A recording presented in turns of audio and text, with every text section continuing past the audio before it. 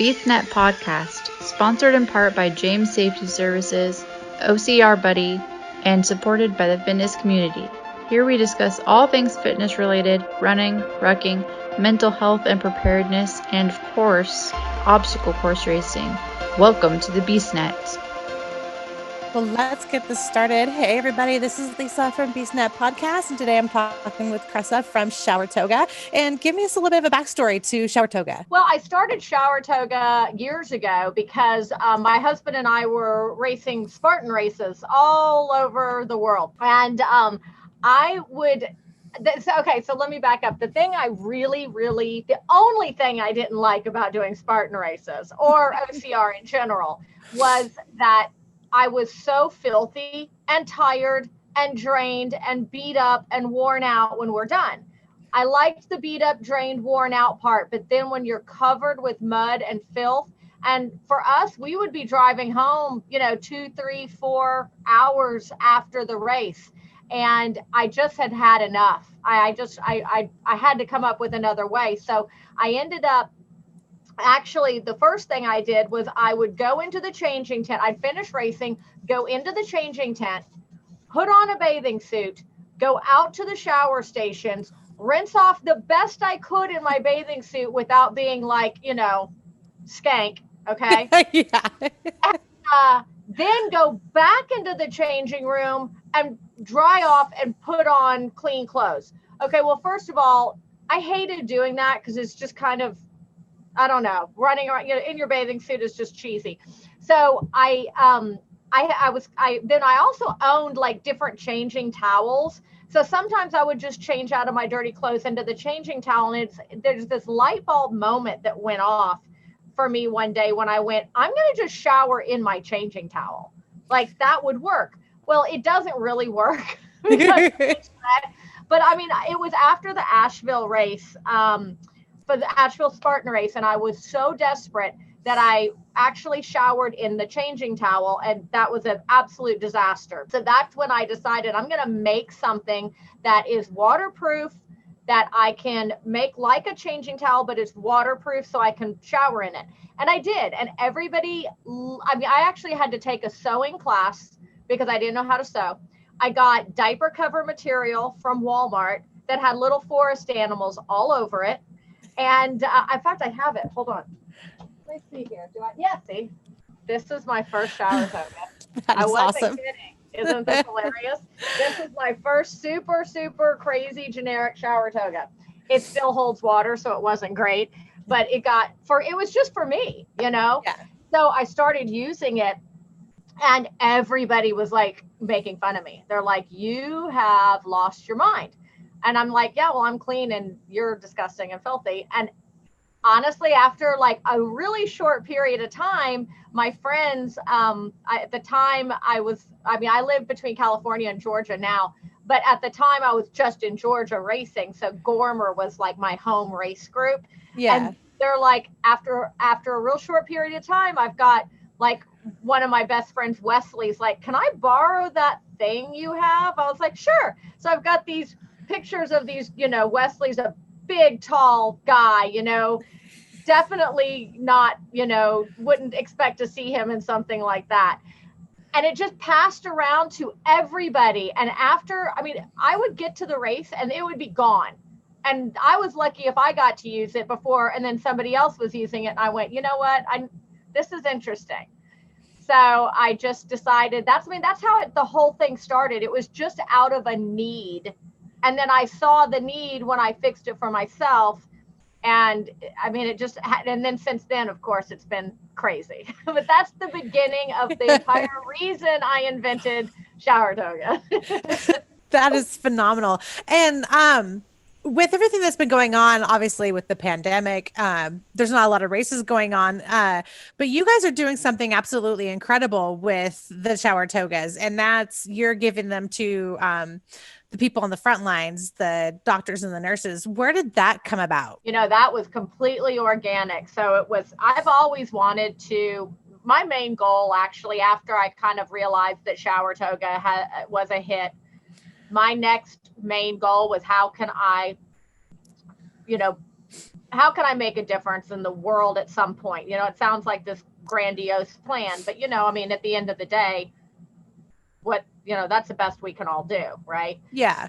And so I had always planned on getting shower togas in the hands of, you know, Red Cross and FEMA and stuff for disaster relief. And that was like this big kind of, we're working on a biodegradable shower toga for that application. And we're almost done with that. In fact, I've done a lot of podcasts, but this is the first one where, let me see if it's up.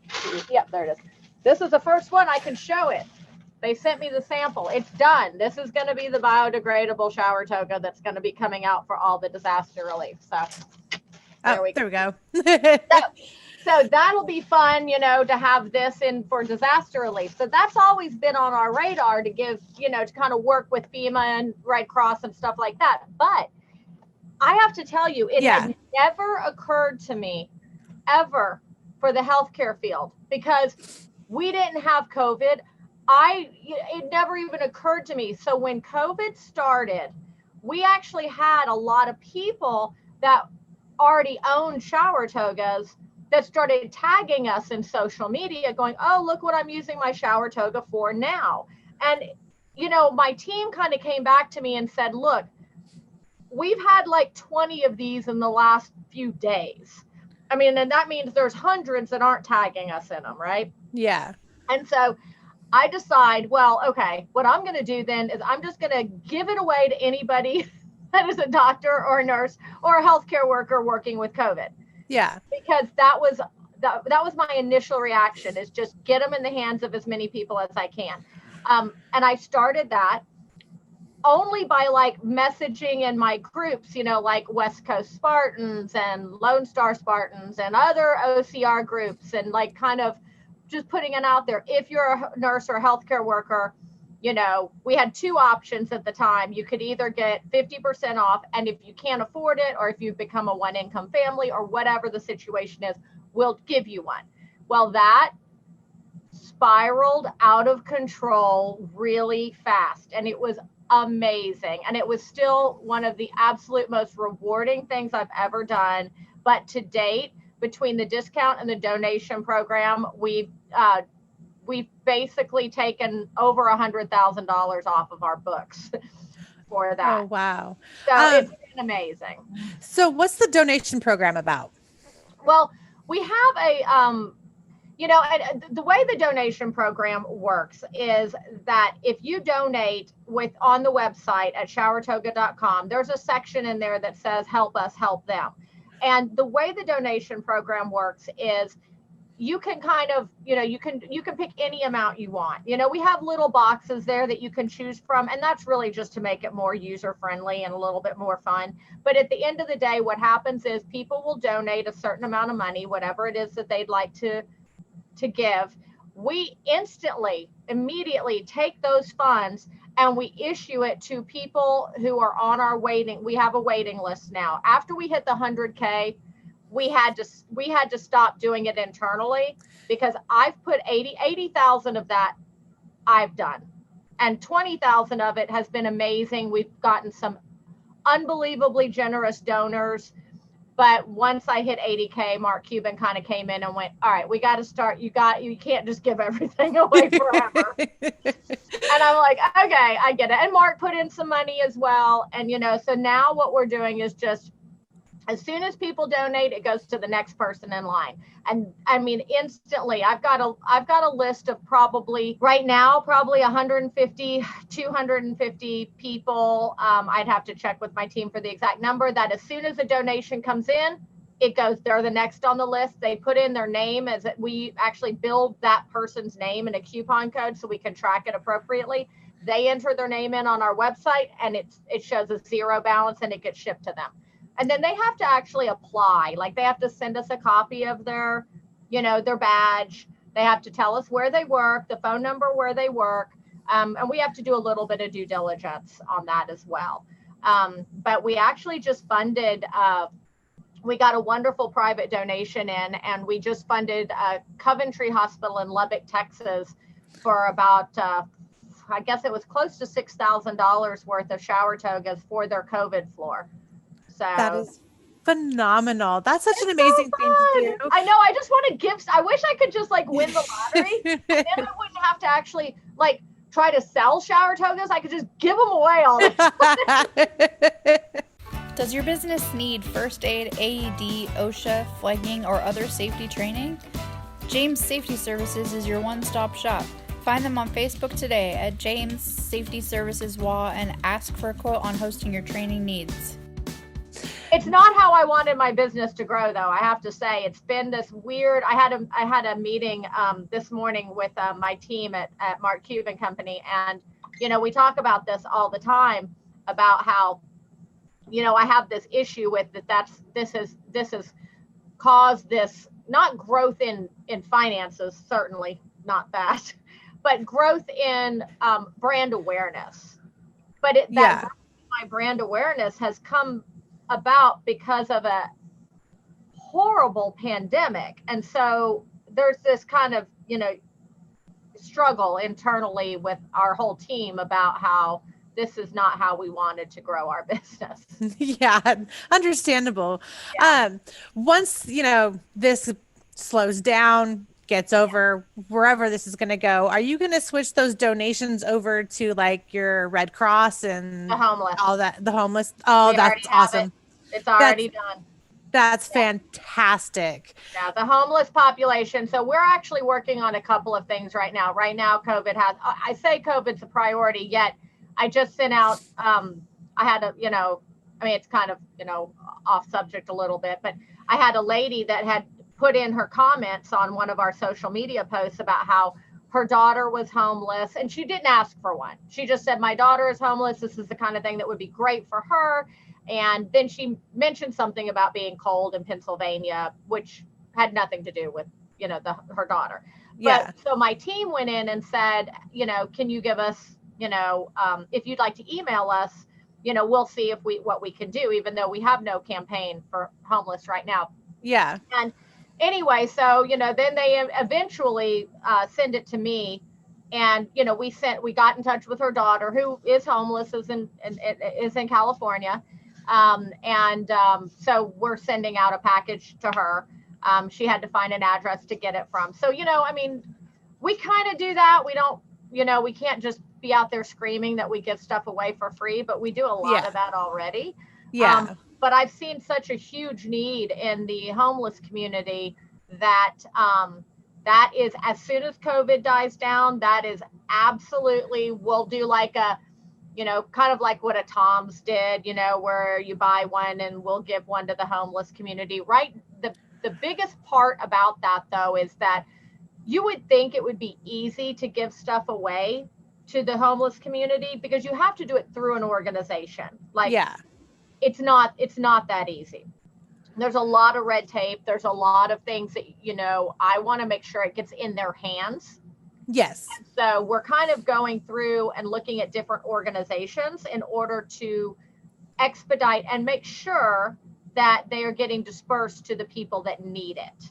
And that is not as easy as you would think. So me and my team at Mark's are kind of going through different organizations because you just have to be careful. Some organizations will try to raise a lot of money in order to maybe donate shower toga. We don't want any of that. No. None of that. We want to be able to give it to the organization. They disperse it to the homeless population. And if we can't come up with a legitimate way to do that, then we're going to just donate them directly to homeless shelters, which basically means we'll just send them straight out to the shelters and cut out all the red tape. That makes perfect sense. So with the donation program for like the pandemic, so you just can click on the link and donate, or can you buy a shower toga and donate at the same time? Yeah, we have both of those options. If a lot of people already have shower togas and they may just want to, donate to the program. And so that's on our website. There's also a section on our website that is buy one and one gets donated to a healthcare worker. So they have a choice. We try to give everybody a few different options. As far as that goes. That's fantastic. Where are you guys seeing Shower Toga going in the next year or so, assuming like racing gets going again and all of that?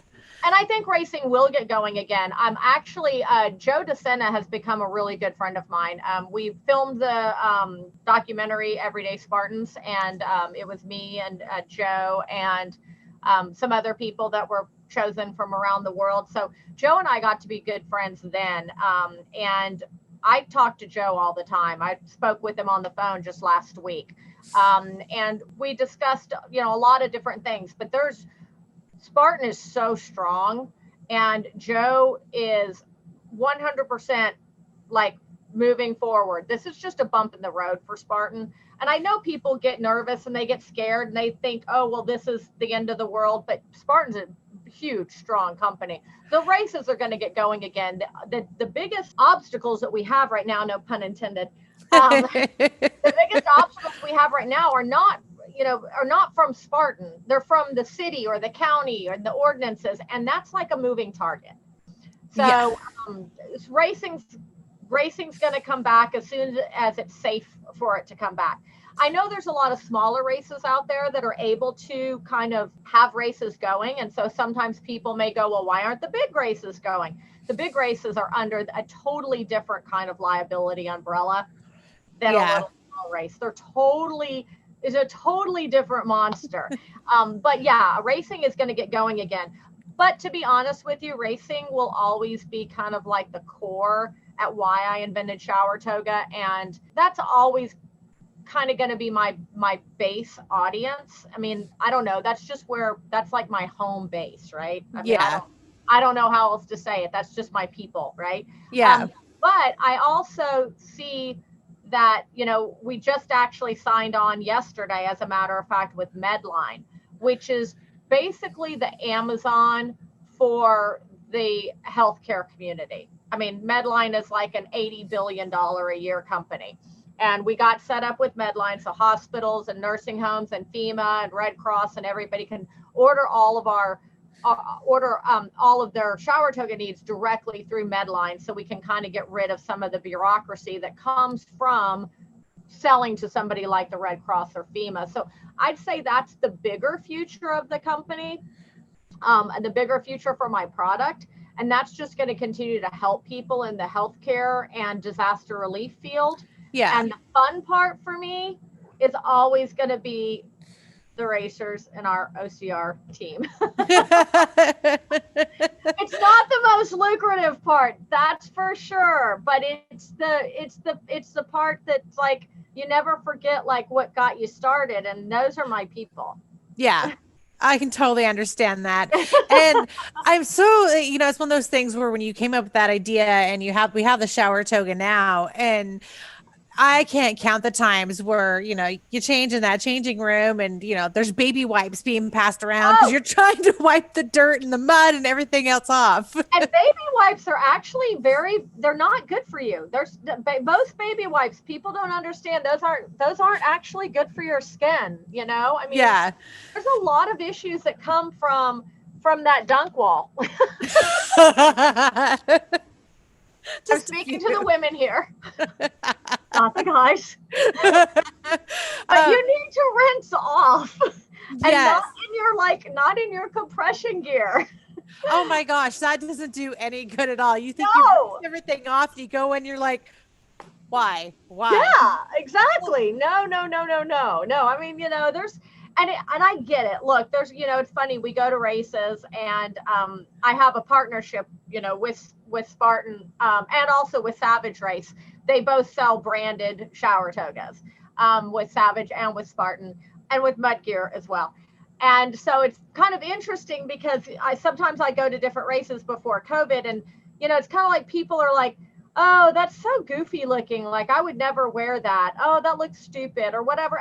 And I get it. Like, okay, it's not a fashion statement. You're not going to put a belt around it and put on your Jimmy Choos and walk down the runway in your shower toga. Okay. But I will tell you, once people try it, that's it. They're like, oh, shoot, man. I'm sold. Like, it's that getting in it and trying it. And then all of a sudden you don't really care at all what it looks like. I've never thought, once I get done with the race, all I want to do is get out of my muddy clothes, get somewhat cleaned off, and put dry clothes on. Like, I don't care if I mismatch. I don't care. Like, I have a race hat that says race hair don't care, because Yeah. that's what I do. Put my hair up in a hat, and happy that I can somewhat walk out of the venue after a race, because you just get so worn down and beat up. And having a shower toga, it's just like, I don't care. I don't care what I look like. I just want to be clean. Just Like what you hear? Make sure and subscribe and review us on your favorite podcast platform. Be sure to find us on Facebook, Instagram, and Twitter. If you're using YouTube, please click the little red subscribe icon, then click the little bell for notifications of future episodes. And if you could, give us a thumbs up. Okay, so I have to tell you something funny, and I'm going to post it on my Facebook later. But I put on perfume for the Zoom meeting I had this morning at like 10 a.m. And I literally, because I had another Zoom meeting at 10 a.m. and I was getting ready for that, and I put on perfume and I went, what am I doing? He can't smell me. I think it's a habit. Like, you're getting ready for work, you're getting all ready to go, and I know. Brush your teeth, put a spritz of perfume, and out the door you go. And here's my Zoom meeting. I smell really good, by the way. Just so you know. That's fantastic. That's the one thing about this pandemic that's been kind of interesting and funny watching, is like, you see the bloopers from Zoom meetings when people like get up and walk away and they forget that they're like, they're in their skivvies. And there's some people that have had really bad bloopers from Zoom meetings. Yes. Yeah. So, I don't even know how you get to that guy's place. I don't know. I was just like, I heard about, anyway, we don't have to go into that. Yeah. Everybody knows what I'm talking about here. And Yes. if you don't, just Google it. The pandemic's changed a lot of things, but the fact that like you're giving back to our medical community, and that's one thing I think with OCR racers and stuff, is that we're giving. We're very giving and very supportive of causes, and even people within the community. If somebody's having a difficult time, or whatever's happened, the OCR community will give back. We come together and we give back. And I love the fact that like Shower Toga is doing the same thing. And, if more people within the OCR community would do that, we could reach more and more people. And it's phenomenal, because I think our medical community and our first responders and the people who are working on the COVID units, they need to know that we support them. No matter what our views are with everything, we still support them. And, this is a good way to show how we support them. Right. I mean, anything you can do, because you think about it, and I'll give you an example. When this all first started, I'm still heavily involved in the day-to-day communication, but it's gotten, the requests have gotten to the point where I have two assistants that kind of go through a lot of them. In the beginning, I was doing them all, and I got to tell you, I cried 2 or 3 times a day. It was draining. And I could never be a nurse. I could never be a doctor. I could never be a healthcare housekeeper. It's not just the nurses or the doctors. It's the people that are going in and cleaning up at the end of a potential, horrible situation. Yeah. Little housekeeping. I couldn't do any of that. So I know they don't like to be called heroes, but for me, I consider them heroes. But because I'm so kind of weak-minded about that kind of work, when they would email me and tell me what was going on, it was gutting. And so, no, I'm not going to get emotional, but it's kind of like, I got to tell you, sometimes they need so little. Like, they just need to know that they're appreciated. So look, I get it. There's this whole political issue about the masks and all of that other stuff. And I'm not going to get into that too much. But what I will say is, if you can just make their lives a little easier by doing something very, very small and insignificant, I think it's worth doing. They're so tired. They're drained. They're tired. Some days they don't feel appreciated. Some days they get yelled at. A lot of days they have patients die. I mean, I can't even imagine what they're going through. No. So, you know, to me, it's, I mean, I don't know how you don't want to at least reach out and tell them, look, you guys are rocking it. This is weird. Nobody signed up for this crap, you know, and we love you and support you. I mean, you know, I mean, that's what everybody does. And I will say, just to your point, the OCR community is, but the OCR community is great for all of those things. They also hold people up that are doing OCR for, you know, rehab, and people that have been in addiction. You know, a lot of people find help with their addiction and their recovery through doing OCR. Depression, the community is amazing.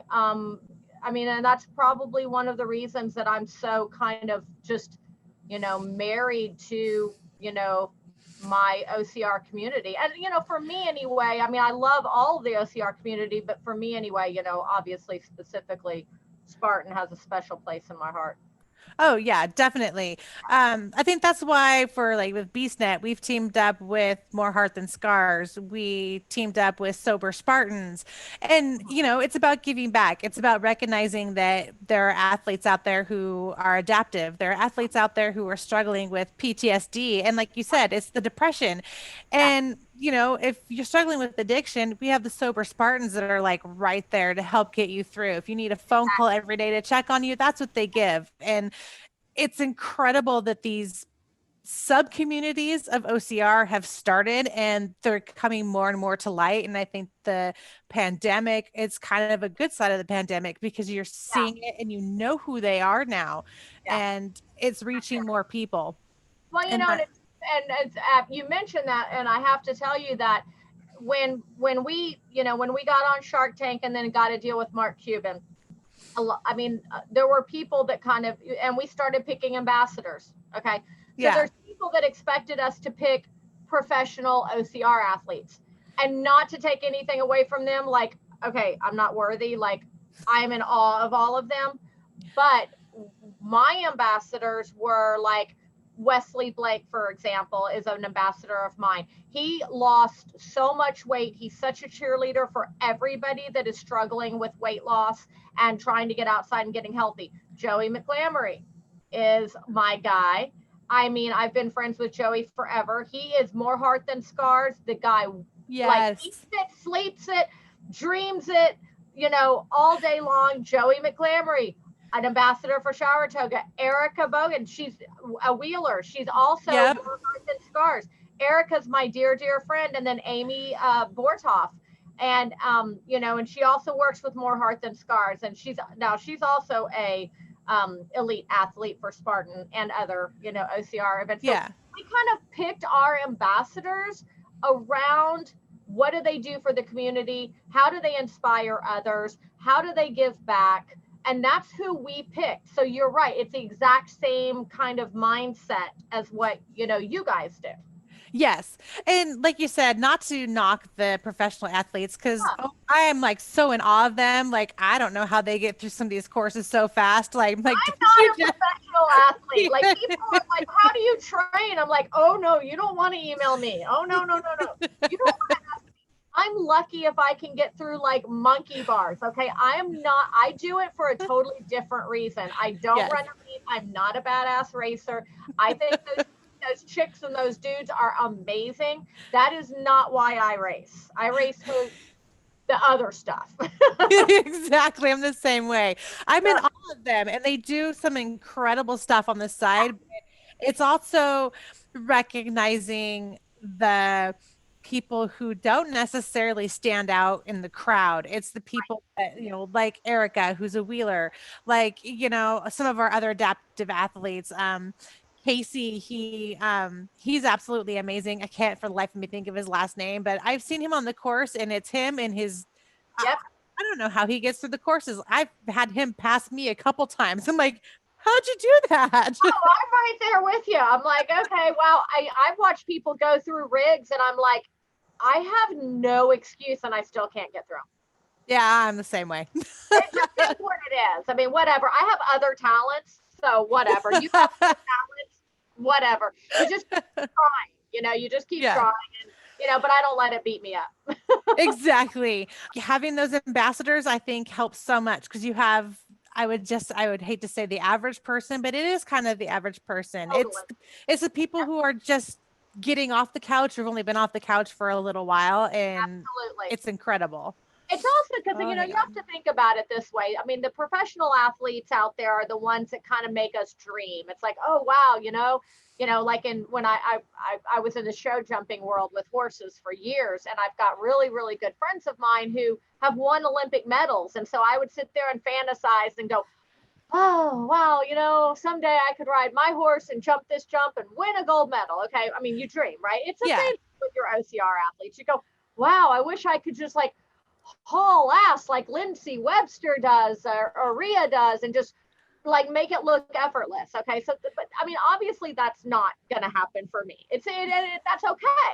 Yes. But they have this motivating force behind them that is obviously definitely untouched when you look at the the kind of the dream aspect of the sport. But the reality of the sport is that what you said, it's getting off the couch. Yes. It's getting people that want to make their lives better, that want to just try to find some way to get motivated. Because you know what, going to the gym, I'm sorry if you own a gym out there, like awesome for you. It's not necessarily the thing that's going to be super motivating. I mean, if you have a personal trainer, maybe they'll be super motivating, but for a lot of people, they need the camaraderie of a team, of a group of people that come together and support you and go, you know what, that's okay. Just walk the course. Don't, you know what? You don't have to do your burpees. Just walk the damn course. Now, Joe and I have this big, huge issue about this whole burpee thing. I've talked to Joe about doing a section of Spartan, which is where you get a different band. And that is basically a band where people can just walk the course and do what they can and not, and then you have different bands for people that, obviously are competing or looking for points or looking for, things of that nature. I'm all for that. If you're running elite or you're running, age group, you need to finish all of the stuff or you need to do your burpees. But I do feel like there needs to be a place in the OCR community for people that just want the camaraderie and want to work and want to train and don't want to wait until they can do all the obstacles to get out there and get started. I think that, some of the, I don't know, it doesn't seem to be going on as much now, but there was a lot of kind of hating going on. If you're not ready to do it, then you shouldn't sign up. And I think, well, screw you. That's ridiculous. What if this person is just trying to get motivated? Like, why can't they pay and go ahead and get out there and do it and maybe have a different division for them though, so that it is fair. Yes. I think that's really important. A lot of people want to just have the camaraderie and the community, and it's important for all of us to support those people. Yes, I've experienced that even on the course. I can't remember where I was at, but I was on course. I was coming back from an injury and I couldn't do my burpees, but instead of doing burpees, I did squats. I did something that was still a penalty. And I had a guy like just come at me like, I wish I could cheat and do that. And I'm like, I'm not cheating. I'm still doing a penalty. And he kept snipping at me for a little while after that. And I was just like, dude, leave me alone. Like, run your race, leave me alone. I'm still doing a penalty. That's what the burpees are. For not completing, there's a penalty. Right. Leave the people who have to modify alone. There's reasons for it. You don't have to know it. Just move right along. And I think that's something that needs to be addressed even. I do too. And Joe and I have had a lot of discussions about this. In the podcast I did with Joe, probably, I guess, I was at his house. I guess it was about a year ago now. And Joe and I did a podcast at his place. And we discussed this, but now that you and I are talking about it, and obviously right now we've got COVID issues, but when things get rolling again, I need to peck Joe to death about getting back on track with that as well. Just have a different division. And I get it. Look, people are really passionate about it. And I appreciate that. Like, I get that people are passionate about, wanting to follow rules. So what we need to do is we need to just make up a new rule. It's not that we're dismissing or saying you can cheat. but come up with a different rule. Let's do a band, let's do a sign up for people that say, look, you know what this is my first, second, third, fourth, whatever it is, Spartan race. I've lost 50 pounds and I want to see how hard it is for me. Let's have a sign up area for those people so that we can welcome them, make the world a better place, motivate them, and bring them into the community. I mean, that's what's going to grow OCR. Yes, it really will. And I think that's where OCR started, was getting off the couch. It's having that grit and that determination to get off the couch. Just because somebody isn't, a top athlete or, super fit doesn't mean that they're less than that person who's up there. And, absolutely not. That's is acceptive of everybody who and where they're at. I've seen people on the course that are just, you can tell they're struggling just to make it. And what do? Good job, Spartan. You just keep rooting them on, because you never know that, you got this. Might just be the reason that race. And when you start nitpicking at them, it doesn't happen. All that happens when you nitpick at somebody is, for some reason, maybe you're making yourself feel better, when in reality, you're just causing more harm into the universe. It's just, there's no purpose behind it at all. I'll give you an example. I have, the rope climb is my nemesis. I don't know why. It just is. I think I get scared. I've had some really bad accidents from show jumping, and one that really I almost died from. That's a whole nother story we won't go into, but I almost died from the accident. And so getting up high like that and worrying about falling is also kind of just this, it's a thing I struggle with anxiety when I get up too high. In any situation, I could be standing on solid ground and look over the edge and I'll kind of start to panic. So the rope climb is just one of those things for me that I have to struggle with. So I was at a race, and I'll never forget, there was a girl down on the ground in a wheelchair she had obviously had a leg injury. Somebody wheeled her out to the damn rope climb. God love them.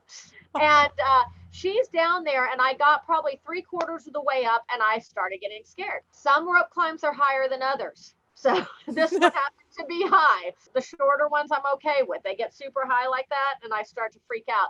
And she just started screaming at me. And of course, there's everybody around, but I could tell she's screaming at me. And to this day, I don't know who she was. And I wish I did, because she has no idea what a profound impact she made on me that day. And so she's screaming and she's screaming. And I was preparing my grip to come down. Like, I was already mentally coming down. And I don't know, something about her, yelling out and supporting me. I ended up getting to the top. I rang the bell, I came down, and I went over and hugged her, and then ran away and just basically cried for like 2 minutes. And that was a profound thing for me. So, when you support people, you never know what they can do. No, you don't. I've had that experience a few times on the course, and it really does just, it makes your whole day of racing. I did a Seattle race completely on my own. It was a sprint. It was by choice that I did that. I needed to see where I was at and my capabilities. And I think it was the slip wall that I was starting to just slide back a little bit. And some random Spartan reached out his hand and is like, here, I got you, and helped pull me up and over. Don't know who he is to this day, but that person right there helped me not get that mentally defeated thoughts, like, oh, I can do it. I went over it and I kept going. And it was just like, I guess, it's the one thing that keeps you going. And it's usually a completely random stranger that you have no idea who they are in a crowd. And that's the community. That's Spartan. That's OCR just in general, is people will stop and help. I don't see pro athletes or age groups doing that. They shouldn't. That's part of where their rules are. But if you're in the open heats, you see that so much. Exactly. And the pros would do it if that was something that they had time to do. But the fact of the matter is, their job is totally different than our job. Yes. They actually have to promote the sport. They have to get out there and kind of show people the top of the sport. And that helps the rest of us, and also the general public, kind of have that dream factor. You always have to have those people at the top of the sport. There is no way that somebody like Lindsay or Rhea or Ryan Atkins is going to be able to stop and help somebody. Like they can't. That's not their. Not that they would be able to, because the way the waves work. But the reality is that's not their job. Their job is to promote the sport, so that we bring more people onto the sport, so that, this sport continues to be strong, and to provide a lot of guidance and love and, support for others. It's up to us in the open wave, and whatever new wave I'm going to make Joe build for others. We're going to do it, though. We'll work it. When we're done with this podcast and you send me the link, I'm sending it directly to Joe, and then I'm going to call him and I'm going to go, see, let's get this going. Yes, we need to. So I gotta kind of wrap this up just a little bit. So with Shower Toga, it's showertoga.com. There's a donation link. There's an ability when you buy one to donate as well. Is there any kind of codes that we have to have or anything like that? Or is it just kind of there? There's not. We have different coupon codes though for other, for at other times of the year. Like for example, right now. So we have a coupon code right now that's SAVE25. It's just SAVE25. Okay. But depending on when you're listening to this podcast, obviously right now we're in the middle of November of 2020. People can always reach out to us and, on Shower Toga through our Facebook channels or Instagram or, email, and find out if we have any codes available. For about 4 months, we didn't have any codes available, and we just opened up the Save 25 code right now. It'll save you 25% off your total order. We'll also run some specials during the holidays, and then probably, to be honest, probably in like January, we'll kind of go back to stopping the specials for a while. That's understandable. That's completely understandable. And you guys have Facebook, you have Instagram, any Twitter, anything like that, or just Facebook, Instagram? Oh, I mean, we have Twitter. You would think I would know what my Twitter is. My social media team does that. We can get that information from you. That's not a big deal. I mean, I used to do it all. And then, we have TikTok now, we have Instagram, we have Facebook, we have, I have my own LinkedIn. We have our email is showertoga@gmail.com. So there's so many things to keep up with now that I had to bring people on to help me, or I would just strangle myself at the end of every day. That's completely understandable. You need The help. best way to reach me is honestly the best way for me anyway. I mean, obviously, if you just want like Shower Toga information, Instagram is great. Twitter's fine. All those others are fine. But for me, it's, on Facebook, I do go through at the end of every day and I get a report, and it kind of tells me what's going on with our business Facebook. So if people just follow us on Shower Toga at Facebook, if they have any specific questions for me, I will actually get those. Okay. I try to stay a little bit out of the Instagram and Twitter and TikTok stuff because I'm too old. You're never too old. Oh, well, thank you so much for coming on and telling us more about your donation program and all the amazing things that Shower Toga is doing. It's incredible. And it's great to meet up with other companies that are wanting to promote, the health and welfare of everybody from, our frontline workers to our racers to, just people who are suffering from disasters. It's absolutely incredible. And thank you so much for stepping up and being a part of that, with us and other companies who are doing it. It's amazing. Well, and thank you for having me. Like, I really appreciate you guys reaching out to me and giving me this time and giving me your platform to kind of share my story.